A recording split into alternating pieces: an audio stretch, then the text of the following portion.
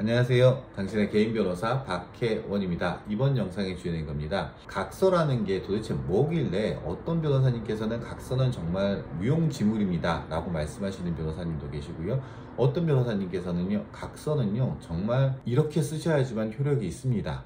어떤 변호사님께서는요, 각서는 이러이러이러한 효력이 있습니다를 설명하는 것들이 막 뒤엉켜 있는 것 같습니다. 그래서 이 영상에서는요, 각서가 도대체 뭐길래 이렇게 좀 다양한 의견들이 있는 것처럼 알려져 있을까? 라는 것들에 대해서 말씀드리겠습니다. 각서가 도대체 무엇일까요? 각서라는 거는요, 좀 비슷한 것들이 합의서하고 좀 비교를 하시면 설명드리면 이해가 빠를 것 같습니다. 각서는요, 반성문이라고 생각하시면 됩니다. 제가 누군가에게 뭘 잘못했을 때요, 다시는 그렇게 하지 않겠다, 내지는 이렇게 한 것들에 대해서 인정을 하고 사과를 하는 식으로 약속을 하는 경우죠. 일방의 약속입니다. 예를 들어서 제가 제 와이프에게 다시는 술 먹고 늦게 들어오지 않을게, 늦게 들어온다 그러면 즉시 이혼을 할게, 내가 다시는 바람 피지 않을게, 바람 핀다 그러면 내가 개 돼지다, 네, 즉시 이혼해주고 재산 포기할게. 가장 흔한 형태의 각서가 아닐까 싶습니다. 이에 반해가지고 합의서는 어떻습니까? 제가 누군가를 강간을 했습니다.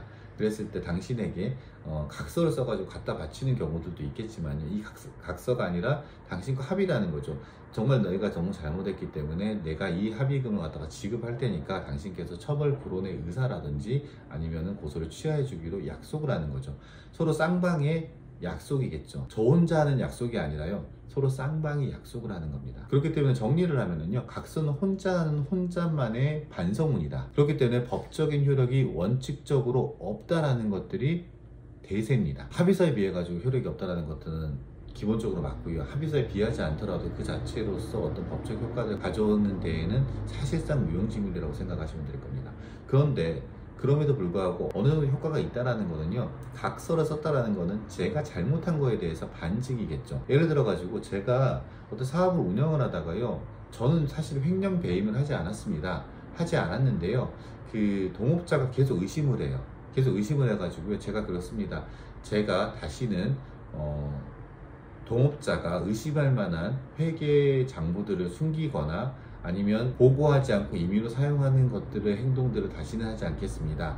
그동안 그렇게 해왔던 것들에 대해서 진심으로 반성하고 다시는 그렇게 하지 않겠습니다. 이게 어떤 의미에서는 각서, 일방의 약속일 수도 있겠지만은요, 뭔가 문제가 있었구나, 그 문제에서 내가 동업자 몰래 뭔가 장부를 조작하거나 제대로 보고하거나 투명하게 운영하지 않았겠구나, 이혼을 하는 데 있어가지고 술 먹고 안 들어갔으니까 각서를 썼겠지 라는 식으로, 내가 술 먹고 늦게 들어오면 이혼을 하겠다, 재산부를 포기하겠다, 내가 회계장부를 숨기거나 아니면은 제대로 보고하지 않았을 때에는 내가 내 지분권을 포기하겠다, 지분권 포기 자체의 효력은 발생하지 않겠죠. 다만 내가 그 시점 즈음에 제가 그 각서를 썼다는 거는 제가 뭔가 잘못하고 책임이 있다라는 것들에 대해서 반증을 할 수 있는, 굉장히 유력하게 사용할 수 있는 증거가 될 수 있겠죠.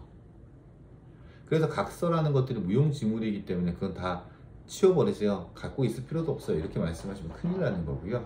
그 각서를 작성했다 그러면 각서를 보관하고 계시는 분 같은 경우는 그 각서를 갖다가 여러 매체, 그러니까 뭐 사진을 찍어 놓는다든지 아니면 USB에 보관을 한다든지 아니면 뭐 따로 딱 깔끔하게 정리를 해가지고 여러 장을 복사해서 갖고 있다든지 이런 식으로 원본들을 잘 숨겨 놓으셔야 됩니다.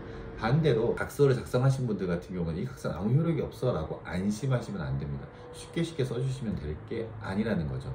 우리나라 같은 경우에는 그냥 말로 하는 이야기들, 뭐 이렇게 하면서 내 술 먹으면서 내가 그때 미안하고 내가 다 책임질게, 이것도 녹음이 되면 강력한 효력을 발생을 하는데요, 내가 정신을 똑바로 차린 상태에서 각서 쓰면서 반성문 이렇게 써버리게 된다 그러면 그 자체가 어떤 모면을 하기 위한 당신의 방책일 수는 있겠지만 그게 아무런 효력이 없다거나 당신에게 아무런 영향을 미치지 않는다는 것은 아니기 때문에 각서를 쓸 때에도 신중해야 된다고 생각하시면 될 것 같습니다. 구체적인 예를 들어서 하나씩 설명을 드릴게요. 먼저 형사사건입니다. 형사사건에서 성범죄가 가장 이해하기 쉬울 것 같아가지고 성범죄 예를 들게요. 제가 누군가를 강간했습니다. 그리고 그분에게 각서를 씁니다. 제가 이렇게 해가지고 너무너무 죄송하고 다시는 그 근처에도 가지 않겠습니다, 한 번만 용서해 주십시오, 대신에 제가 뭐 이렇게 하겠습니다 라는 각서를 썼습니다. 효력이 있겠습니까? 없겠습니까? 효력이 있죠. 제가 잘못한 것을 갖다 인정해 버린 거잖아요.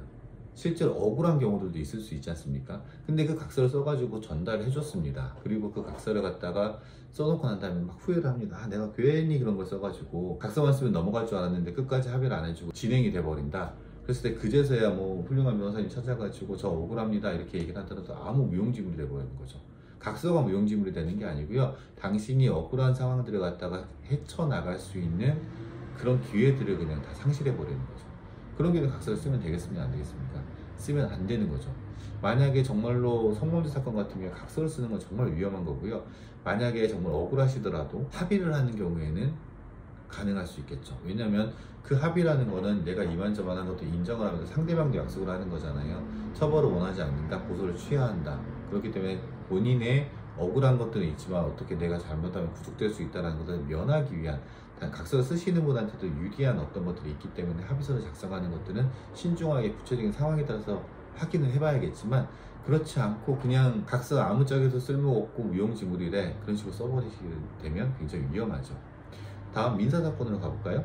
민사사건에서는 어떻습니까? 공사를 진행을 하는데요. 공사를 진행하는데 여러 가지 사정들, 뭐 예를 들어가지고 뭐 건축주가 제대로 돈도 안 주고 뭐 여러 가지 사정들이 있고 뭐 비가 너무 많이 오고 그래가지고 공기가 조금씩 늦어져요. 그랬을 때 거기에서 지금 제 공사를 맡아갖고 하시는 당신께서 각서 그래가지고 공사 지연에 대한 모든 책임을 지고 이렇게 합니다. 각서를 써버리지 않습니까? 그럼 어떻게 됩니까? 나중에 이걸 민사사건을 뒤엎기 위해 가지고는요, 이 각서가 무효라는 것들을 입증하는 것들이 굉장히 어려워집니다. 그때 비가 이렇게 많이 와가지고 도저히 할 수가 없었고요. 건축주가 돈을 제대로 주지 않아가지고요, 이 시멘트라든지 이런 거 가져오지 못했다는 사정들을 다 저희가 밝혀야 되는 경우가 발생할 수밖에 없어요. 그러면 사실상 민사소송에서도 패소할 가능성도 있다라는 거죠. 이거는 모든 게 다 뭡니까? 각서라는 거는 잘못한 사람, 책임져야 될 사람이 쓴다라는 대전제 아래에서 사람들이 보기 때문이에요. 이런 경우에 각서 쓰시면 안 되겠죠. 그리고 각서라는 게 공사가 늦어진 거에 대해서 책임을 지겠습니다. 만약에 한 달 뒤까지 완성이 안 되면 제가 10억 원을 주겠습니다. 10억 원을 주겠습니다라는 효력은 없을 거예요. 실제로 발생한 손해배상액이라든지 계약서, 합의서라고 할 수 있는, 최초 합의서라고 할 수 있는 계약서에 기초해 가지고 이제 손해배상 금액들이 정해질 수 있기 때문에 이 각서에서 뭐 한 달 이내에 짓지 않으면 10억을 주겠습니다는 효력이 없죠. 그런데 이 사건에서 당신께서는 최선을 다했지만 공사기간을 갖다가 건축주의 잘못으로 공사가 제대로 진행되지 않았다라는 것들을 갖다가 증명해가지고 당신께서 승소할 가능성들이 굉장히 낮아지기 때문에 이럴 때도 각서 작성할 때는 유의하셔야 되는 거죠. 반대로 당신이 건축주의 입장이다 그러면 이런 각서를 받아놓으시면 굉장히 유리하시겠죠.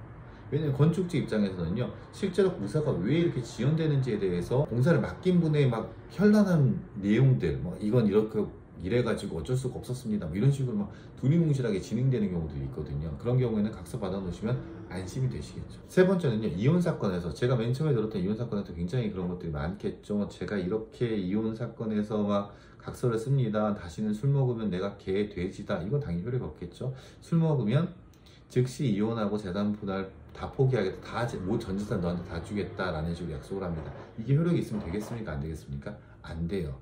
오히려 각서를 받아가신 당신에게도 도움이 안 돼요. 왜냐하면 제가 외도를 해가지고 이렇게 각서를 썼다고 쳐요. 그렇게 되면 당신께서 이것을 혼인 생활을 유지하기 위해 가지고 용서해줬다라고 보는 경우도 굉장히 크거든요. 맞잖아요. 각서를 쓴다라는 거는 그 사람 각서를 써가지고 받아놓고 용서를 해준 것들이 돼버리는 거고요. 이혼을 해야지만 발생하는 것이 재산분할 청구권인데, 각서를 쓰면서 이렇게 주고받고 이게 현인생활 유지를 위한 각서라 그러면 이거는 재산분할 포기할 수가 없는 거죠. 이혼이 전제되지 않은 재산분할 포기이기 때문에. 그렇기 때문에 이런 경우에는 재산분할 포기 각서를 아무리 쓴다고 하더라도 아무짝에도 쓸모가 없을 겁니다. 재산분할 포기 부분에서는요. 다만 이것도 마찬가지로, 아, 그 당시에 박혜원 네가 바람피고 다녔구나, 네가 혼인되는 책임이 있네, 너 위자료 물어야겠네, 이런 식으로 사용될 수가 있겠죠. 또 한 가지, 협의혼 절차를 진행하는 과정, 그 직전에 어떤 합의서 같은 것들을 쓰기가 좀 어려워가지고요, 그냥 각서를 쓰는 경우들이 좀 종종 있습니다. 각자 명의대로 하고 나 혼자서 그냥 재산 다 포기할게 라고 하는 경우에도 그 효력이 있는 경우가 종종 발생합니다. 그건 뭐냐면, 사후적으로 전체적으로 봤을 때 대등한 당사자들끼리에서, 아, 이건 각서지만 사실상 합의가 있었던 것 같다, 박혜원 너도 10억을 가져가는 것으로, 이미 있는 10억을 유지하는 것으로, 그리고 저의 배우자도 10억이 있는 거 유지가 된 상태에서 서로 청구하면 복잡하니까 서로 그냥 각서를 써가지고 그냥 포기한다 이렇게 하는 내용들의 각서들, 이건 효력이 있겠죠. 다만 이런 경우가 있겠죠. 제가 너무 남복국이 나쁜 사람이어가지고요, 막 마누라 때리고 막 그럽니다. 마누라한테 각서 쓰라고 합니다. 재산 다 포기하겠다라고 하면 내가 이혼해줄게. 그랬을 때 억지로 쓴 각서, 이거 효력이 있겠습니까? 바로 협의 이혼이 됐다고 하더라도요, 안 되겠죠. 지금 이 예에서 보시면 어떻습니까? 각서라는 것들은요, 기본적으로는 잘못한 사람들이 쓴다라는 어떤 선입견이라든지 그 법적 성격이 있기 때문에요, 쓰는 사람은 불리할 수밖에 없습니다. 얻어내는 상대방의 약속이 없기 때문이죠. 그렇기 때문에 각서를 써야 되는 상황이라 그러면 당신께서 잘 생각하셔야 됩니다. 아, 혼인생활 유지하기 위해서 이 각서 하나 써주면 이렇게 넘어갈 수 있겠구나 라고 생각하면 각서 빨리 쓰십시오. 맞죠? 무슨 내용이라도 다 쓰십시오. 그런데 이게 진짜로 혼인생활 종료를 한다는 각서라 그러면 되게 신중해야겠죠. 상간사건으로 넘어가 보겠습니다. 상간사건 같은 경우에는 제가 바람핀 상간녀를 갖다가 저희 안사를 찾아가가지고요, 각서 쓰라 그럽니다. 너 내 남편 다시는 만나지 않겠다는 각서 써. 그리고 너 나한테 1,500만 원 준다라는 각서 써. 효력이 있습니까? 없습니까? 저희 안사람에게, 저희 배우자에게는 효력이 있겠죠. 돈을 받을 수 있는 근거가 되니까요. 그리고 부정인 각서를 쓰는 순간 저의 상간녀 같은 경우에는 결국에는 자신의 부정행위를 다 인정하는 꼴이 되어버리기 때문에 각서의 효력은 있겠죠. 근데 상간녀 입장에서는 어떻습니까? 얻어낸 게 있습니까? 없죠. 그러고 나서 저희 안사람이 소송을 진행할 수도 있고요, 제3자한테 알릴 수도 있고요, 뭐 여러 가지 방법들이 있을 수 있지 않겠습니까? 그렇다 그러면은 상간 피고 입장에서는 각서를 쓰는 것들은 굉장히 불리하죠. 각서 대신에 합의서를 써야겠죠. 제가 이렇게 인정하고 돈을 주게 된다 그러면 소를 제기하지 않고 제3자에게 알리지 않기로 약속을 해주셨으면 좋겠습니다.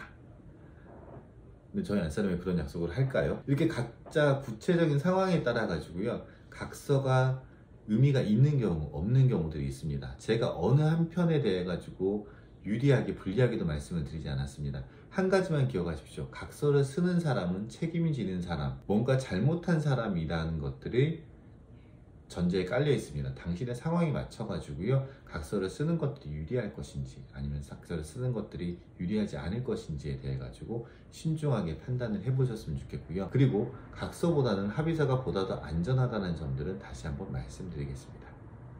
이상 당신의 개인 변호사 박혜원이었고요. 저는 항상 당신 편입니다. 감사합니다.